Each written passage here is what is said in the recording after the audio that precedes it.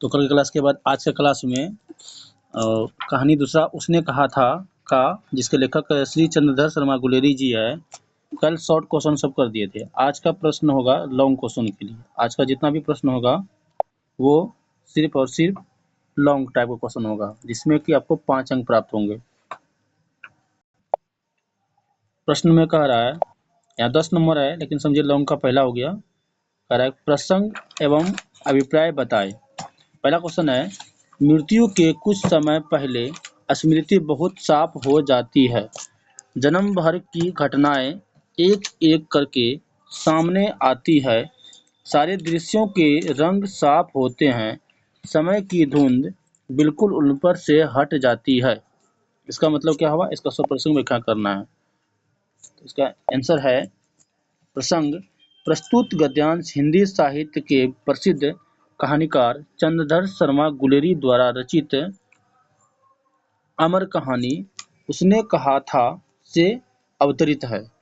कहानी का प्रमुख पात्र लहना सिंह युद्ध क्षेत्र में गंभीर रूप से घायल हो गया है। वह मृत्यु के निकट है। इस वक्त उसके दिमाग में पुराने यादें आ रही है। इसका व्याख्या है, जब मनुष्य की मृत्यु समीप होती है तो पुरानी स्मृतियाँ उसके समक्ष स्पष्ट होने लगती है। जब यानी कि जब किसी भी इंसान की मृत्यु समीप होती है तो ऐसी स्थिति में वो जो पुरानी जो उसकी यादें होती है, स्मृति जो होती है, उसके समक्ष स्पष्ट होने लगते हैं। सारे जीवन की घटनाएं उसके सामने घूमने लगती है। ये सारी घटनाएं उसे ऐसे दिखाई देती है जैसे सब कुछ अभी घटित हो रहा है। घटनाओं पर समय के कारण जो धुंधलापन आ गया था वह धुंधला का छट जाता है तथा सब कुछ स्पष्ट नजर आने लगता है।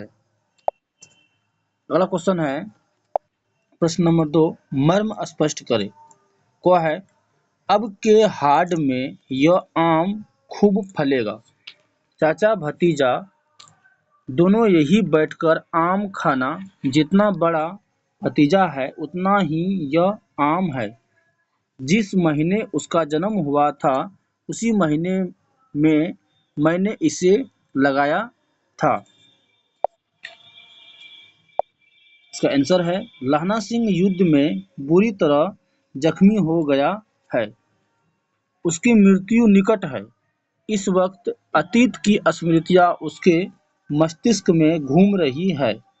अपने मित्र हजारा सिंह की रक्षा हेतु उसकी पत्नी को उसने वचन दिया है। अपने अंतिम क्षणों में वह वजीरा सिंह से कह रहा है कि बस अब के आषाढ़ महीने में यह आम खूब फलेगा। तुम दोनों चाचा भतीजा यहीं बैठकर जी भरकर आम खाना। यह आम का पेड़ भी तेरे भतीजे की उम्र का ही है। जिस महीने उसका जन्म हुआ था उसी महीने मैंने पेड़ को लगाया था।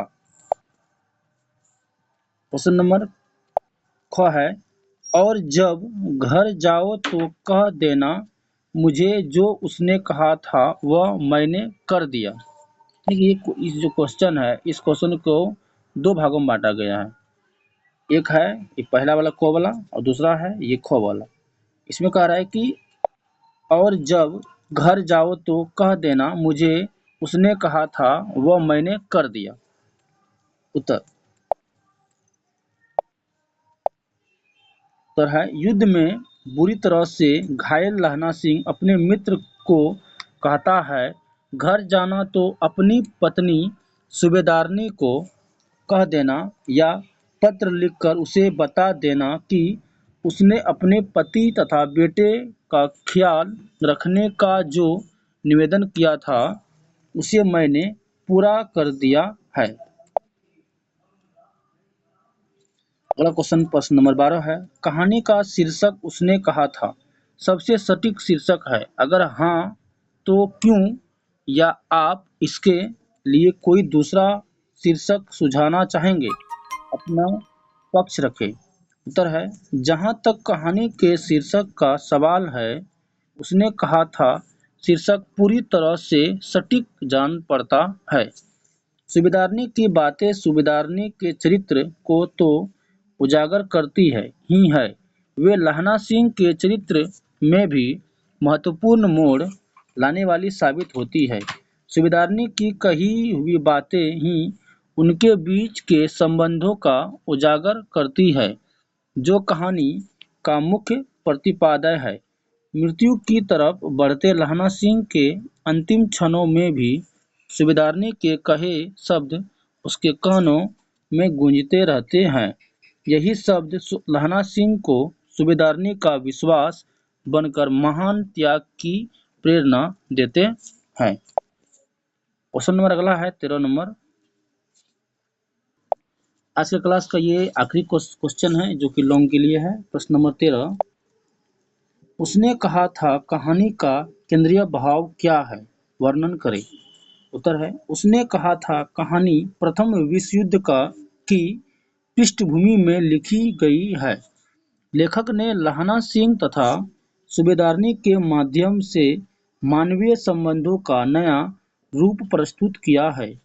कहानी का केंद्रीय भाव शुद्ध प्रेम की आध्यात्मिक अनुभूति और उसकी स्वाभाविक